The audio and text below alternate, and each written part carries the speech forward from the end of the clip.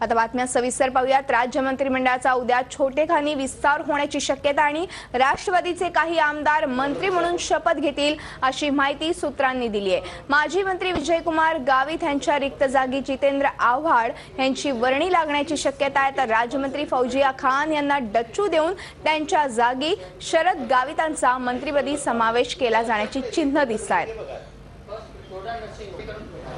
कुणाचा उद्या शपथविधी होण्याची शक्यता आहे ते पाहूया ग्राफिक्सच्या माध्यमातून। उद्या जितेंद्र आव्हाड आणि शरद गावित यांचा शपथविधी होण्याची शक्यता आहे। जितेंद्र आव्हाड मुंब्रा कळव्याचे आहेत तर आमदार आहेत, तर शरद गावित हे नवापूरचे आमदार आहेत। तर विजयकुमार हे नंदुरबारचे आमदार आहेत, त्यांना डच्चू मिळण्याची शक्यता आहे। तर फौजिया खान यांना देखील डच्चू मिळण्याची शक्यता या परभणीच्या आमदार आहेत।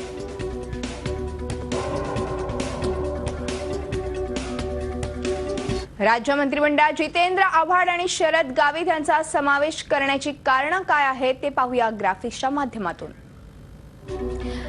राष्ट्रवादीचे तरुण आक्रमक नेतृत्व आहे जितेंद्र आव्हाडांकडे, त्याचबरोबर आव्हाडांच्या मुंब्रा कळवा मतदारसंघात आघाडी आहे त्यांची। त्याचबरोबर लोकसभा निवडणुकीत ठाणे जिल्ह्यात राष्ट्रवादीची पिछेहाट झाली होती। आपण पाहतोय की जितेंद्र आव्हाड यांना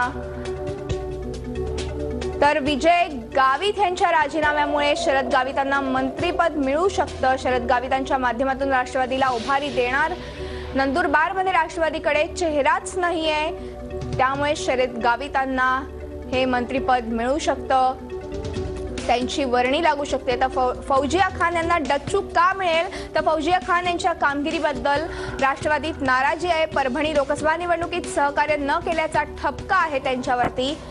तसंच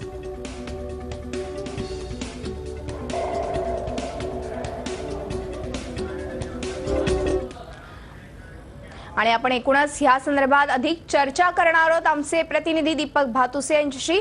दीपक, एकूणच बघितलं गेलं तर जितेंद्र आव्हाड आणि शरद गावित यांची वर्णी लागू शकते या मंत्रिमंडळात, काय अधिक माहिती आहे? मात्र डच्चू मिळणार आहे तो फौजिया खान यांना, तर काय सांगाल?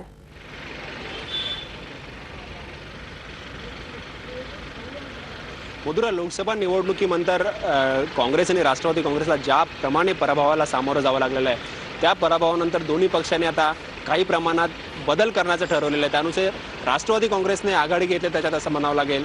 आणि उद्या राष्ट्रवादी काँग्रेसच्या 2 मंत्र्यांना शपथ दिली जाते आहे। राजभवनावर सकाळी आज सोहळा होता अशी माहिती आपल्याला सूत्रांकडून मिळते आणि जी नावं कळलेली आहेत आपल्याला त्याच्यानुसार जितेंद्र आव्हाड यांचा मंत्रिमंडळात समावेश होतो, जे राष्ट्रवादी काँग्रेसचे कार्याध्यक्ष आहेत। आणि दुसरीकडे शरद गावित जे नंदुरबार जिल्ह्यातील आहेत, मात्र राष्ट्रवादी काँग्रेसचे आमदार नाही, येते आमदार आहेत समाजवादी पार्टीचे।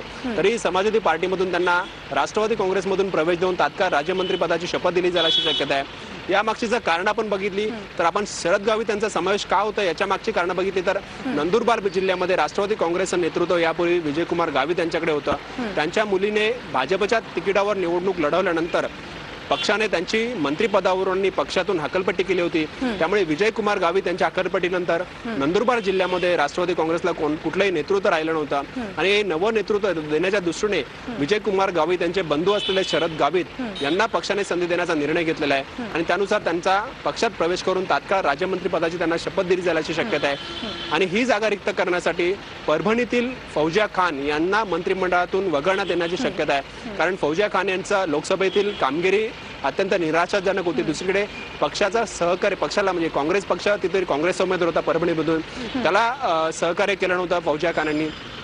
एकूणच लोकसभेतील निवडणुकीतील सहकार्य न केल्याबद्दल फौजिया खान यांना पक्षाने अखेर मंत्रिपदावरून बाहेर काढण्याचा निर्णय घेतलेला दिसतोय। जितेंद्र आव्हाड यांचा समावेशाच्या मागची कारण आपण बघितली तर पक्षाचं नवं नेतृत्व आहे, आक्रमक चेहरा आहे आणि युवा वर्गामध्ये पक्षाच्या राज्यातल्या प्रचंड आकर्षण आहे जितेंद्र आव्हाड यांचा। राष्ट्रवादी काँग्रेसने आपल्या पराभवाची जी काही कारण मीमांसा केली होती त्याच्यात एक प्रमुख कारण समोर आलं होतं, ते युवा वर्ग जो आहे तो पक्षापासून दूर गेलेला आहे आणि कदाचित हा युवा वर्ग पुन्हा पक्षाकडे आणण्यासाठी जितेंद्र आव्हाडांवर जबाबदारी दिली जाण्याची शक्यता आहे आणि त्यानुसार त्यांना अधिक ताकद देण्यासाठी त्यांचा मंत्रिमंडळात समावेश केला जाण्याची शक्यता आहे। आणि दुसरं कारण म्हणजे जितेंद्र आव्हाड यांच्या समावेशामागचा लोकसभा निवडणुकीमध्ये कल्याण लोकसभा मतदारसंघात केवळ जितेंद्र आव्हाड यांचा एक मतदारसंघ असा होता जिथे पक्षाला आघाडी मिळू शकली होती. बाकी अनेक मंत्र्यांच्या, राष्ट्रवादी काँग्रेसच्या 14 मंत्र्यांच्या मतदारसंघात आघाडी मिळालेली नाही राष्ट्रवादीला. अनेक मतदारसंघांमध्ये राष्ट्रवादी काँग्रेसने मार केलेला आहे. याच्यापूर्वी ठाणे जिल्ह्याचं राष्ट्रवादी काँग्रेसचं नेतृत्व हे गणेश नाईक यांच्याकडे होतं, परंतु स्वतः गणेश नाईक आपल्या मुलाला लोकसभा निवडणुकीमध्ये आपल्या मतदारसंघात आघाडी मिळू देऊ शकलेली नाही आहेत. त्यामुळे कुठेतरी ठाणे जिल्ह्याचं नेतृत्व फेल गेलं असं एक भावना राष्ट्रवादीच्या समोर आहे. आणि नवं नेतृत्व समोर आणण्यासाठी आता नक्कीच जितेंद्र आव्हाड यांना नवं नेतृत्व समोर मंत्रिपदाच्या आणण्यासाठी रूपाने जितेंद्र आव्हाड यांना मंत्रिमंडळात समाविष्ट करून घेण्यात येणार आहे. धन्यवाद दीपक, या संपूर्ण माहितीबद्दल. एक महत्वाची बातमी होती. आता उद्या शपथविधी होणार आहे जितेंद्र आव्हाड आणि शरद गावित यांचा. मात्र फौजिया खान यांना डच्चू देण्यात येणार आहे. त्याचबरोबर विजयकुमार गावित यांना देखील डच्चू मिळण्याची शक्यता वर्तवण्यात येते. आता उद्या पुढल्या एका बातमीकडे. लोकसभा निवडणुकीत झालेल्या पराभवानंतर आता राष्ट्रवादी काँग्रेस आक्रमक झाली आहे. राष्ट्रवादीच्या आत्मचिंतन बैठकांमध्ये मुख्यमंत्र्यांच्या